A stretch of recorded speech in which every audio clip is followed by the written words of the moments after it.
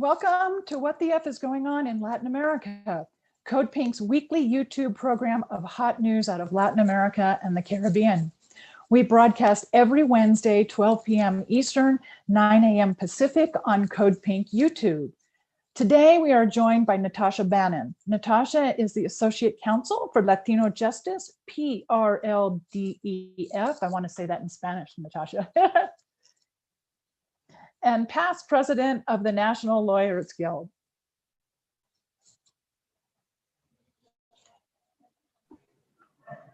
Great to be with you.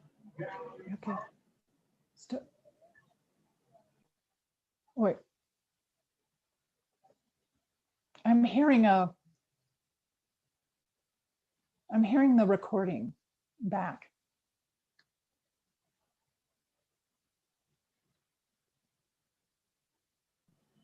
Sure, maybe something on your end. Yeah, I'm hearing a reverberation. I'm sorry for the audience. I'm hearing a lot of reverberation. I'm sorry. Okay, so here we go with Natasha. So Natasha, you are Latino Justice for PRLDEF and past president of the National Lawyers Guild. So today for our audience, Natasha is here to join us from Cuba to discuss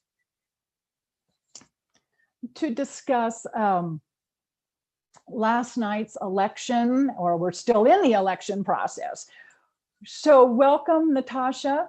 And why don't we just start with kind of the fear, the craziness, the wildness that we're experiencing this morning. The anxiety, yeah, and it's not just of 350 million people or so. It's really the anxiety of close to 9 billion. I think it's the entire planet that watches the results of this election, because they know that U.S. policy ultimately will shape their lives and affect their lives. And so literally the world is watching, I think. And as we all sit with our anxiety and stress, waiting to hear, the world sits with us. And I think that's important for us to remember that, you know, this election isn't just determinative of the lives of U.S. citizens, but really of global citizens.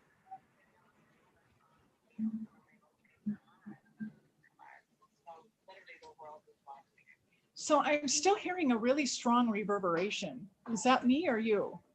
Or do you hear it as well? No. No. Okay. I'm hearing myself record and I'm not sure why. So okay, let me so let's talk about and we really won't be done until December 14th or so when the Electoral College votes. But what do you think, what does this mean for Latin America, the Caribbean, the hemisphere of the Americas? Is there any significant difference in U.S. foreign and economic policy towards Latin America and the Caribbean, regardless of who wins, or are there definitive options at this point?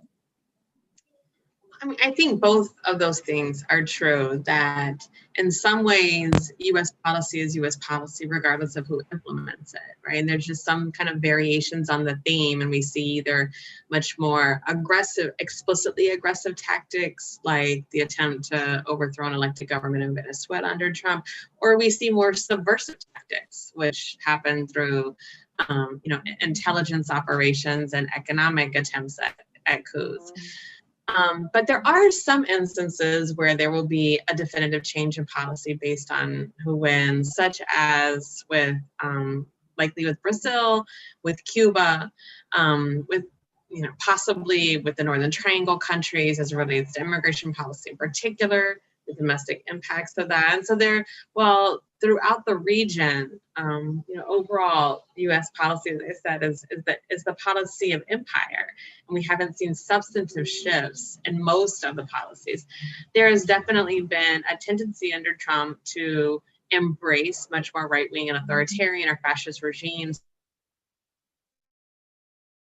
leadership, and have fashioned their own leadership, such as in the case of Bolsonaro, on the fact that Trump is in the White House. And if that changes, it'll have implications possibly for how bold those own right-wing regimes feel that they can go and how far they can push their own agendas or face electoral consequences, or the lack of backing, at least explicit backing from the White House. It doesn't mean that there won't continue to be alliances that are formed with right-wing dictatorships or regimes, but it won't be necessarily in the same way that we have seen it. And it's important to distinguish that, I think, that even though U.S. policy will remain U.S. policy regardless of who ultimately implements it, the unabashed and unapologetic endorsement of alt-right regimes and the rise of regional and global fascism in the region, as embodied in many ways by Trump, is important because of the messaging that it also sends, right? It's become a license to engage in state violence and state oppression tactics as official state policy, not just unofficially, even though it's always existed. And it's really rendered a license for U.S. allies to engage in the same type of conduct, presuming that they also won't have, consequences as a result. And so while this isn't necessarily going to shift state to state relations, it will be important, depending on who wins, in terms of the type of kind of state behavior that will be embraced explicitly, or that will be perhaps embraced under the table. And even though we know that those behaviors continue, it's important in terms of what it shapes not only official conduct, but unofficial conduct. And I think Chile showed us that recently, right? If the world sees a U.S. electorate that's engaged, that's trying to oust a fascist in the White House, that also is, especially for a country that has had such a strong legacy of voter apathy, particularly compared with the region that has the opposite legacy of tremendous voter engagement and turnout. This is a recognition of how harmful the rhetoric and policies of this administration has been, both within and beyond. But do you find it's interesting to me, and I think this is sort of the fear of watching last night and waking up this morning, seeing how close the candidates are. When you look at how many U.S. citizens did vote, far more than what I've seen in more recent years of my lifetime. And yet the candidates are so close. And also, but it is a great sign to the rest of the world that U.S. citizens woke up and did participate in the electoral system. It's huge. And I mean, you're probably seeing that in Cuba, and I'm definitely seeing and hearing it here in Mexico. One of the things that we're talking about here in my neighborhood this morning is, was the Obama Biden administration that started the sanctions regime or towards Venezuela, declared Venezuela a national security threat. And so people say, well, Biden was part of that administration. And that administration started 7 wars across the planet that we know of. And so it's hard to say, except in a matter of style, right? Personal style, mannerisms, as to who's actually better. I mean, Trump has had a national security advisor in John Bolton, who's just got on the world stage, and from Miami said, this is Monroe Doctrine 2.0. They're just, I think some people would say they're just more brash about it, more overt about it, have pulled back more the curtain. Unapologetic. Yes, just more open with their playbook. And that's not necessarily a bad thing for people in the States. For other people on the planet have known this for decades. But It's not such a bad thing for U.S. citizens. It's a horrible thing in practice, but for U.S. citizens to be open. To break out of our political naivete. But I don't think it's because of the U.S. exceptionalism that reeks in U.S. politics and in even U.S. movement spaces, right? U.S. citizens, for the most part, feel no obligation to assume responsibility for the actions of their government beyond their borders, even though those actions are done in our name and are funded by and with us, our money. Yeah, we rarely.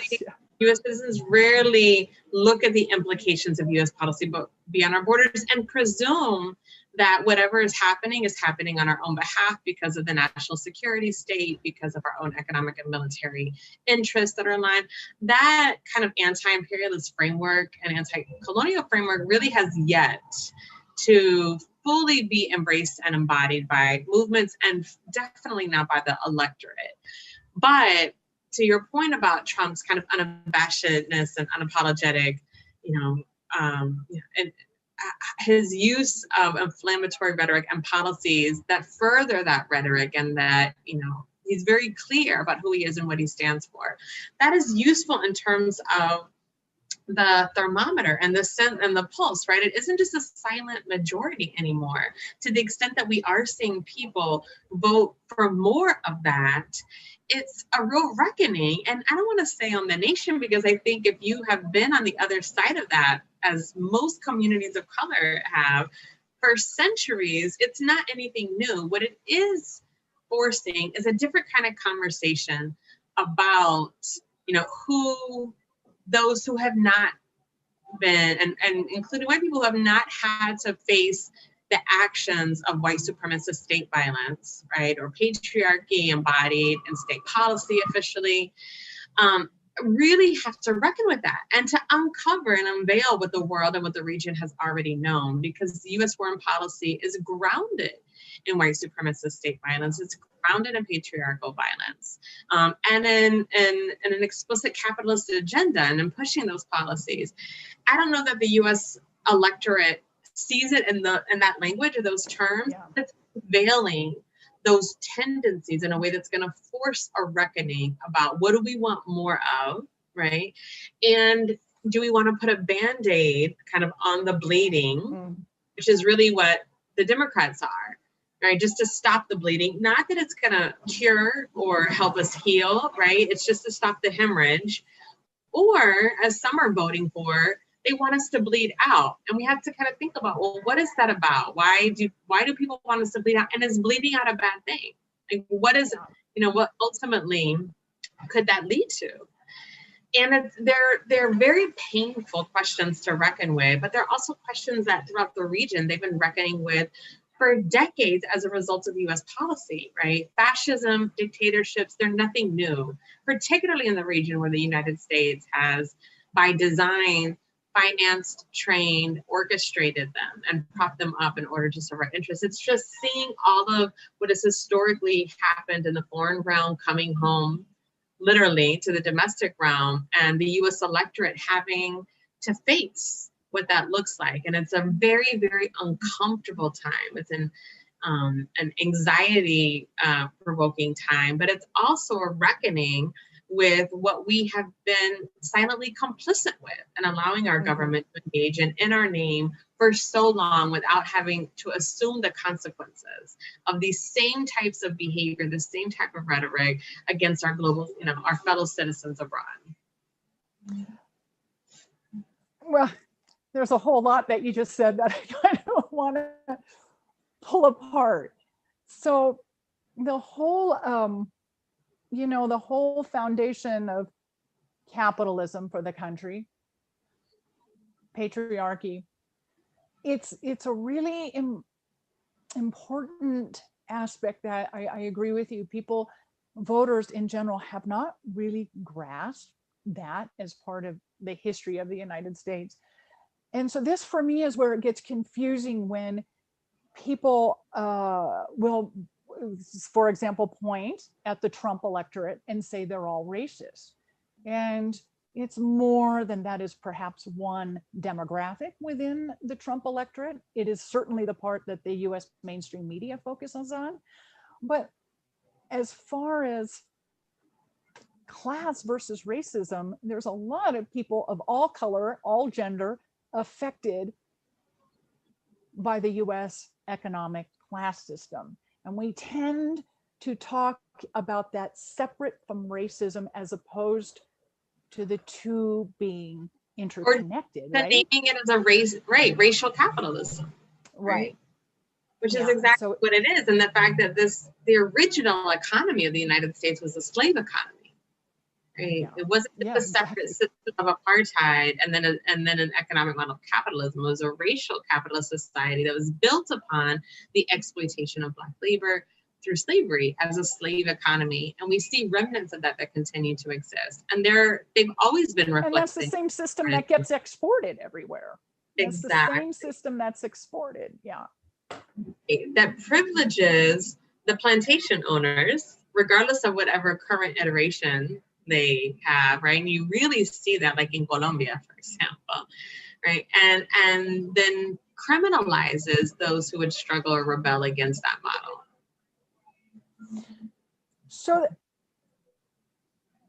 yeah, it's this, we want to believe it's something else. And, you know, particularly for me, my generation, those of us who are boomers, the system that we were raised in, particularly in public education, really has put on the hard drive so much that takes undoing. And you and I have talked about this before regarding Puerto Rico and some of my, you know, some of the stuff that's still on me despite 40 years in and out of Latin America. It's really hard to undo those things that we're born and raised into, that baptism, so to speak, that we get in the And that's US by culture. design, right? It's intended to be difficult to unpack it. And that's really part of US exceptionalism in many ways, right? It's blinders that are put on that allow us the luxury of never having to question what happens in our name, right? That we buy wholly into this notion of the exceptionality of this nation and its grandness. I mean, that's the language of empire, and it really requires you to be complicit with it in order for it to function, right? It can't stand for domestic rebellion.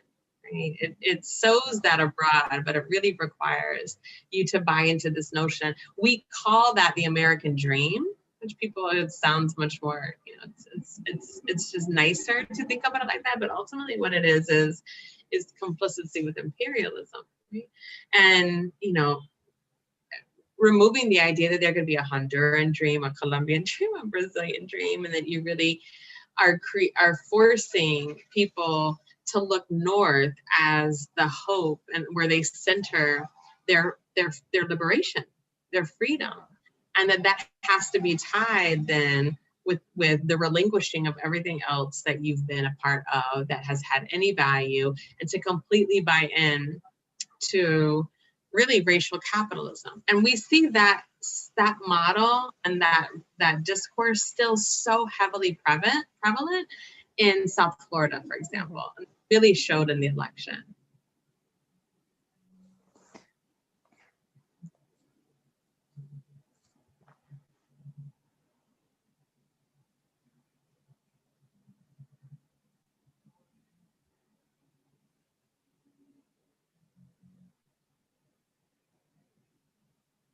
You able to hear me okay? Yeah. Oh, sorry. Yes. I had a little bit of delay. It's my Wi-Fi. I had a little, sorry. So yes, I can hear you. It was just, so two things. One, you know, with this vision of the North, the person who really overtly put the phrase on the international platform was Barack Obama when he defined, you know, American exceptionalism.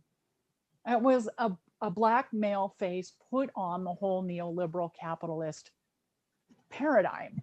He was the one that said that, and for me, very reminiscent of Ronald Reagan in the 80s.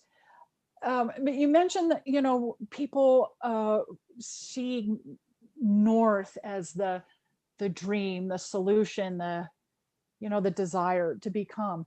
Let's talk a little bit about why people come, particularly from the Northern Triangle, Central America, Salvador, Guatemala, Honduras, Mexico.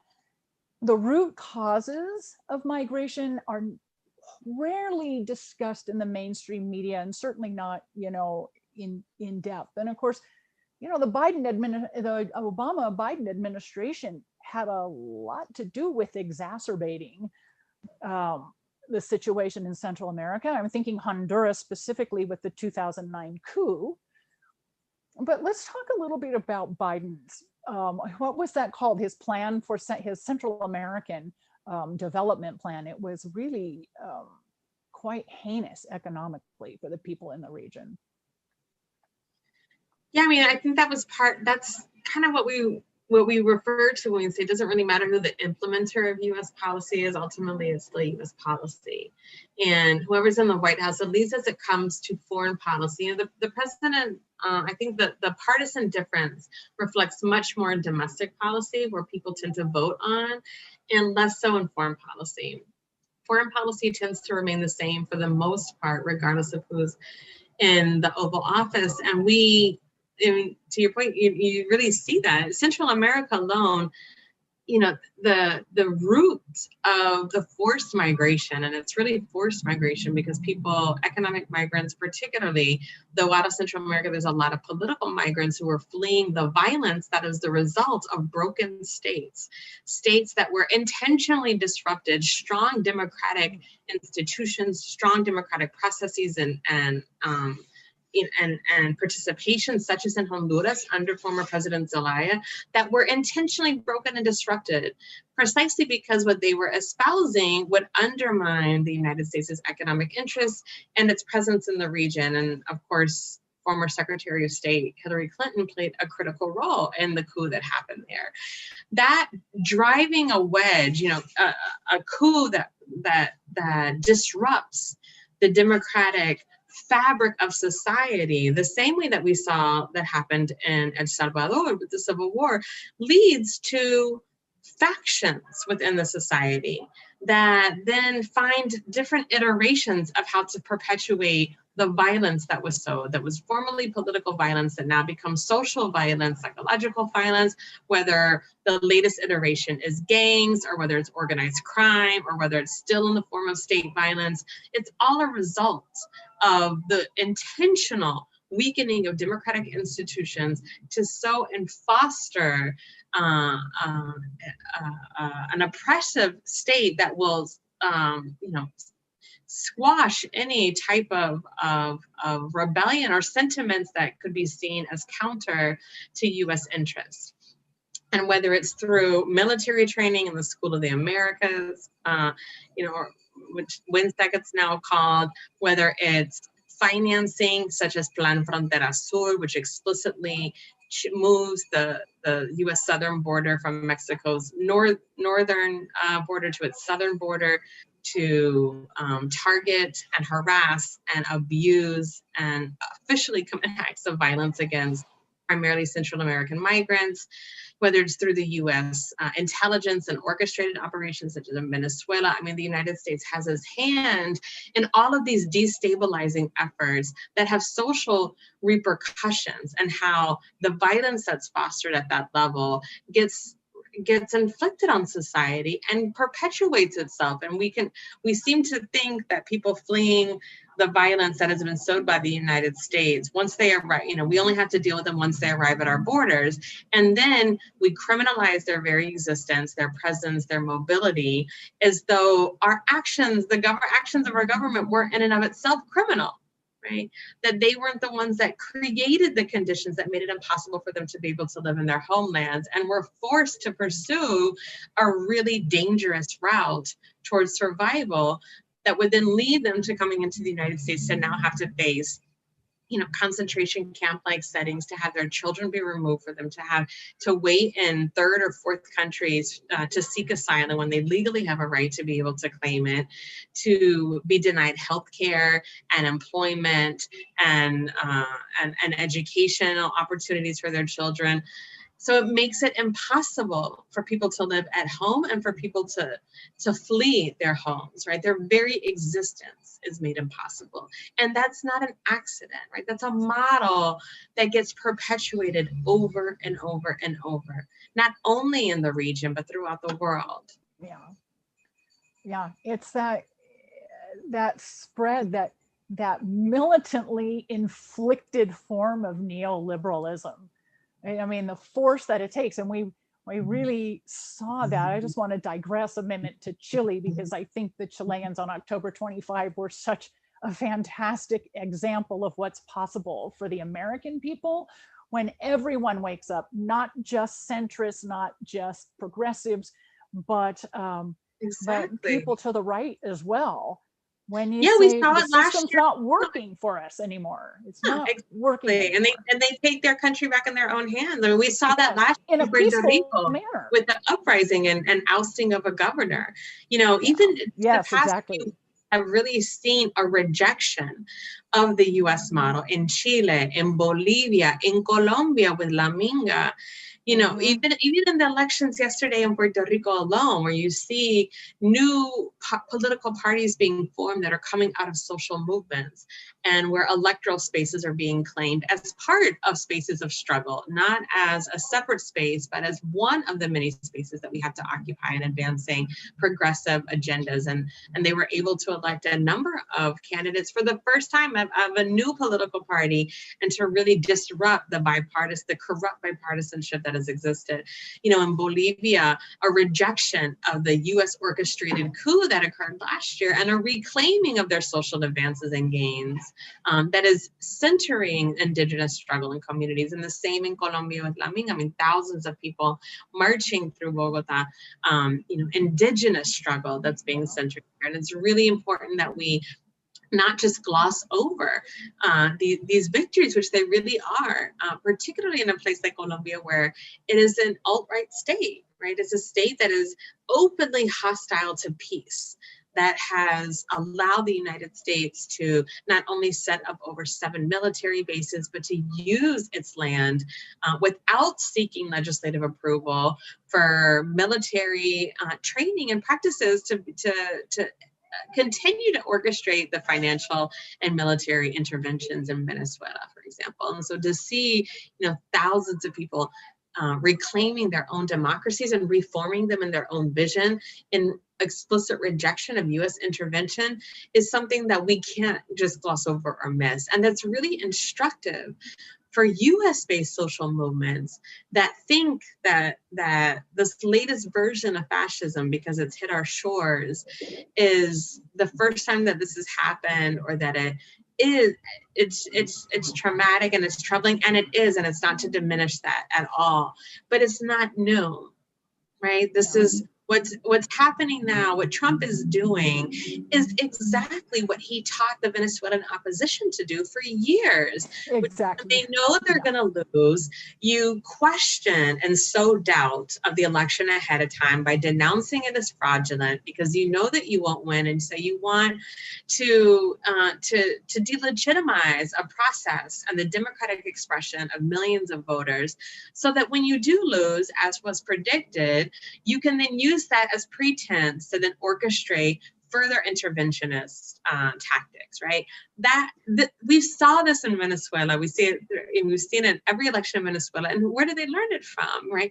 The point is that we have to pay attention to what the empire has taught its subjects in many ways, in order for us to be able to learn how to better inform and reclaim our own democracy, or what's left of it.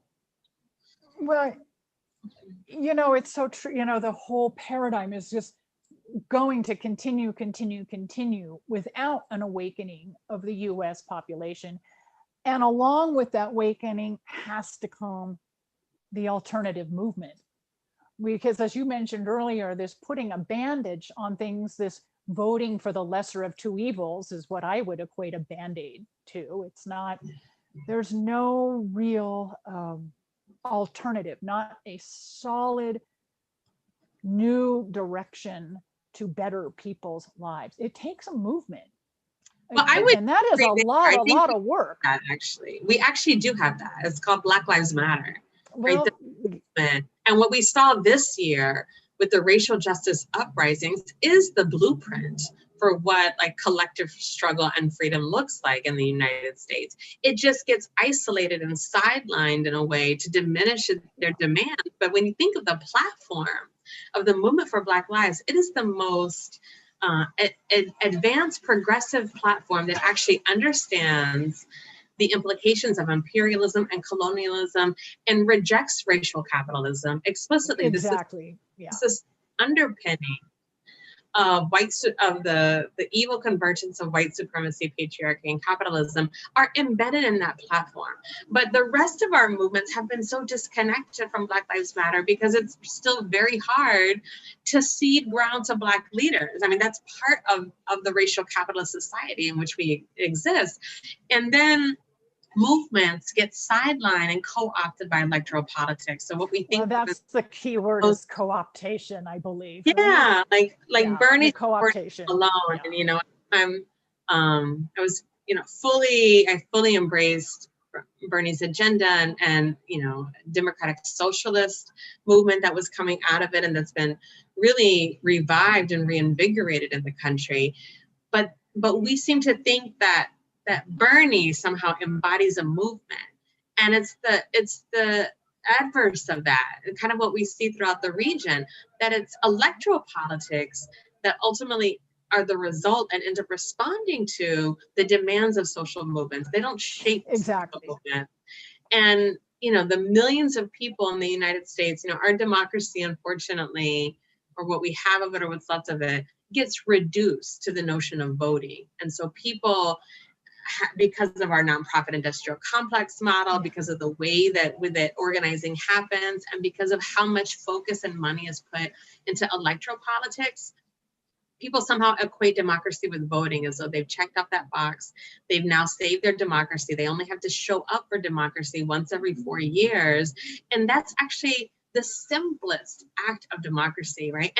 But it's by design, right? That the one space that the United States promotes as symbolic of its democracy and freedom, voting, is a space that not only is not representative of what actual democratic processes and institutions look like, but it's also a space that's heavily been criminalized. When you think about the increased voter suppression and voter intimidation tactics and calls for outright violence, and armed supporters going to poll stations in troubling district, which means democratic strongholds, the redistricting, the unlimited infusion of money into elections, the gerrymandering that goes on, the calls to reject and stop counting of ballots, the court packing strategy, all of that, if we're going to place our democracy on voting alone, all of that shows what a failed democracy then it's been, in fact, and the need for us to reinvest,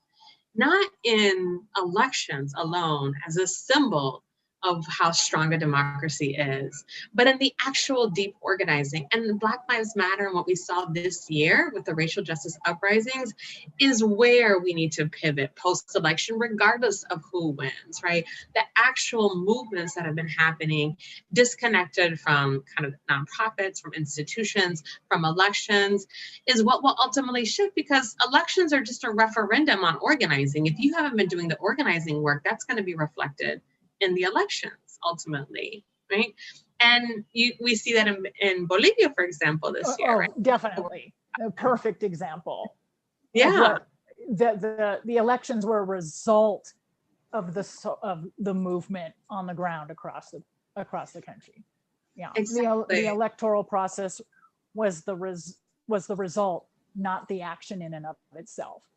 Yeah, exactly. And we need to get better at that in the States. Yeah, and we don't is also by design. I mean, who does it benefit for us to be so invested in elections only, right?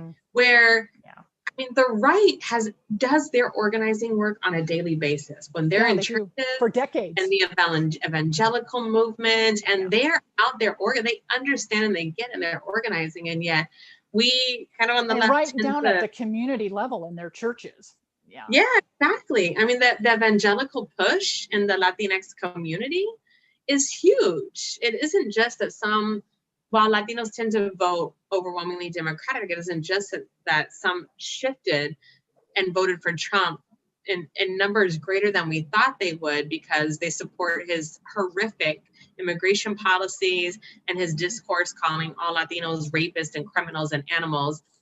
It's because of the socially conservative values pushed by the evangelical movement and the church, and how closely, the the church is so central to so many lives in the Latinx community. And so you think about that social conservatism being what's driving, in addition to kind of economic concerns being what's driving some of those tendencies, even further distancing themselves from their own, racial interests. And, it's important that we not gloss that over, because those are organizing tactics and strategies. It isn't just the byproduct of, it's by design. And so it's really incumbent upon us, as so many of our comrades throughout the region have shown us, to take a long view of where we're going, because the electoral cycle cuts that off also by design. It forces us to only focus on every 4 years, instead of pausing, stepping back and saying, well, regardless of what happens this week with the election, what's our goal in 20 or 30 years? What are we leaving future generations? What are we trying to, how do we advance universal health care? How do we advance the principles of democratic socialism more, so that more people have access to this idea of democracy? And we have not excelled at that in a way that I think that our comrades who lived under fascist and alt-right states that have been propped up by the United States can show us. I mean, this is really the moment for actual, true international solidarity. And the principles of solidarity that in the United States we often think just mean the US showing solidarity with others. Now it's time for us to step back and let them show us how it's done. Yeah, learning from other people. It's really what the indigenous people call a teaching moment, right? Yeah, or understanding that this is what solidarity is about, right? We have indigenous and Black and campesino and folks throughout Latin America who have been not only struggling but surviving and pushing back against state violence, racialized state violence for decades, that has been propped up by our government, and we have not centered that in a way that connects their survival with our own. And now we're saying our survival is at stake, and we need others to recognize and center our survival with their own. I mean, that's the notion of collective liberation, that I can't be free until you're free. And it's time for us to understand that that doesn't just mean that other people can't be free yet, that we can't be free. And to look for international solidarity and the lessons that those who have been dealing with the brutal impact of US foreign policy for decades can teach us now as that foreign policy comes home to roost. But we have to be open to that as a culture and society and get past the American exceptionalism concept in order to accept that we are in the same. As you said, it's an international battle and we're all in it together. And we have to learn to embrace that as US citizens. I wonder, I'm in Mexico City and you're in Cuba. And so we're both watching this whole process outside the United States. But I wonder if you can comment a bit on Cuba as regarding the Trump campaign, the Biden campaign, and what is in store for Cuba depending on who wins. Well, Cuba policy is definitely a place where I think there's a distinct difference between the campaigns, right? Trump pinned a lot of his electoral hopes on Florida in the Cuban American community in South Florida, and you saw that through the rhetoric of calling Joe Biden a socialist or a communist, which also shows the political naivete. Far from that. It's the political naivete of an electorate that would actually think that Joe Biden is a socialist or has anything to do with communism, but just throwing those words around as though they were symbolic of terrorism, socialism, the same thing. People don't even question or understand, engage in understanding what those terms mean, but they're scare tactics, that hinder back to the Red Scare, that say, oh, if you vote for Joe Biden, he's gonna do what? He's gonna push universal health care, which he's not. But they were intended to go after the Cuban and Venezuelan vote, and it worked, right? They he himself said, I beat the socialist, referring to Bernie Sanders. He himself said that. Biden. Right, but Bernie Sanders isn't on the ticket, right? And it was also an attempt to really to scare off some of the Bernie supporters that may have voted for Biden, the independents and so, right, to try to get some of those white voters, I think. But it, you know, the Cuban American community, there was an image today of them celebrating in Hialeah Trump's, you know, victory in Florida, is I think, and interestingly, the results of a recent poll in South Florida by Florida International University that show that community supports Trump, and a majority, 54% support Trump, which was a surprising result given how hostile and harmful he's been to the Cuban American community, not just to Cuba. And he has definitely ramped up sanctions and tightened the regime and been extremely oppressive against Cuba in far more ways. And this is part of his intent to undo anything Obama. Right? Whatever was Obama, he wants to erase his footprint on and to impose his own. But the policies have actually targeted Cuban Americans, you know, cutting off remittances for them to be able to help their family, cutting off their ability to travel, making it harder for them to be able to support loved ones abroad. And they talk about, you know, demonizing Cuban doctors. It's really Marco Rubio driven policy. It was part of, I think, their tregua. I'm trying to think of the English word, their truce after 2016 in order to get Rubio to stop criticizing so publicly Trump. He basically said you could take over, you know, State Department policy for Latin America, which is why there isn't really anyone in the Latin America department in State Department, because it's Marco Rubio, head of the Intelligence Committee, that's forming State Department policy. You know, Trump and Pence and Rubio meet in Doral and churches there, heavily Venezuelan. I don't say exile because they're not exiles. They chose to migrate, to flee, you know, to flee towards racial capitalism. But they're, you know, and ironically, the church that Trump has visited, that Pence has visited, that Marco Rubio has visited in Doral is actually the Trump that also the terrorist that shot up the Cuban embassy in Washington, D.C. earlier this year was also a member of. So it's a place that sows deep hate, policies of hate and fear. And it works. And it works with that community as it historically has worked with that community. I think that the political elite of the Cuban American community does not speak for the entirety of the Cuban American community. No community is monolithic. And those that have family members in Cuba that want to continue to travel to see them, that want to continue to support them, that are led by, that are forced to leave because of the economic conditions of Cuba as a result of the blockade explicitly. They have, you know, different priorities separate and apart from what I call the political establishment of their community. You know, I think that will be different under Biden. He's explicitly said that, you know, he's bound by the Obama era policies and he's committed to going back to them because those were his policies. And so he has to reverse track on Cuba. And he said that he would. And it's true that, and he's right in the sense that Trump's policies are failed policies, tightening the effort of the blockade to stifle the economic activity in Cuba is not going to change the people, a 60-year-old revolution that's, you know, by and for the people. And it doesn't isolate Cuba from the international community. If anything, we see that every year in the UN, when they take an annual vote to denounce the blockade, and every single country sides with Cuba except for the United States and Israel. And this past year, unsurprisingly, Bolsonaro's Brazil. So they're failed tactics. I do think that we'll see a different Cuban policy under a Biden regime.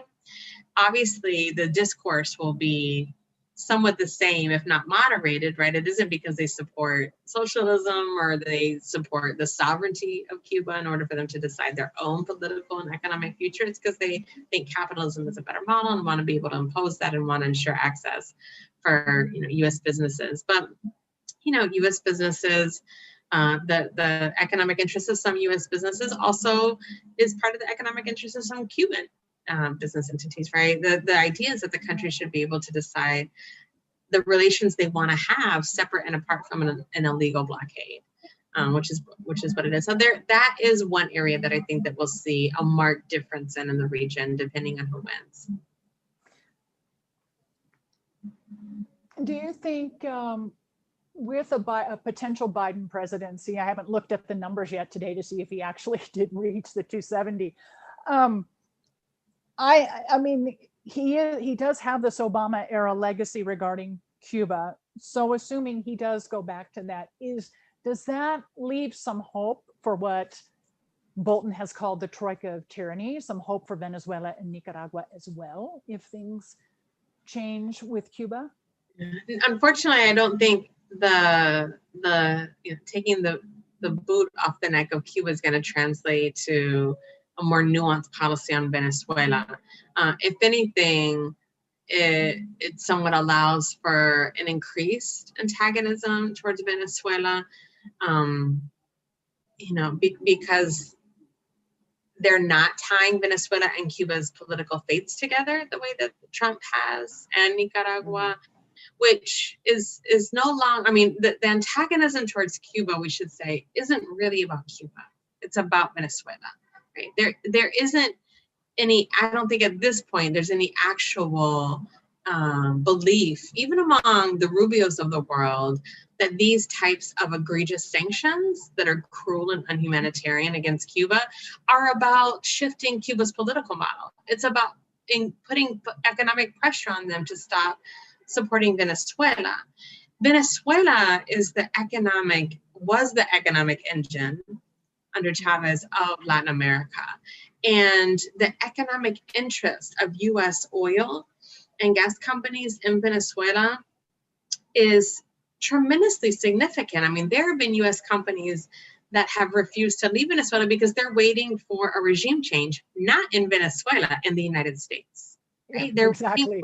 Yes. Which is Venezuela is not opposed. They haven't been opposed to trade with the US, to the idea, oil exploration in the US, to sharing their oil as they have, for example, in the South Bronx many years ago under Chavez.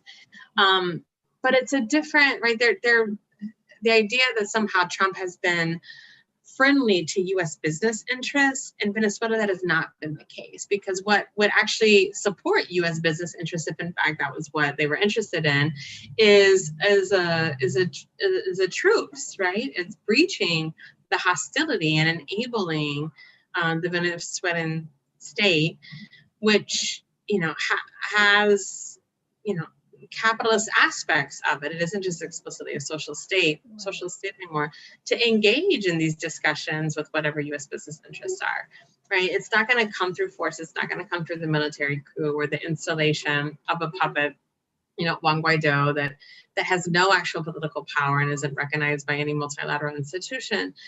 It's being much more politically savvy and understanding how Venezuela works, and how on the US side, how actually US interests are going to be functioning there. And I think they could probably see that through some of the lobbying efforts that are going to want less of a hard rhetoric. And that's, I think, where the tensions will lie. Who will Biden be more receptive to? US industry or South Florida politics, right? Because the Venezuela electorate, even though they come from the same political elite that's pushing for what US business interests are, they're still heavily swayed by local electoral politics and the discourse that the Republican Party has infused, namely through the Cuban American community, over decades. And so what we'll have to see ultimately who I think Biden plays out to more. But as of now, his rhetoric has been about ratcheting up the intervention and the hostility in Venezuela, not calming it down.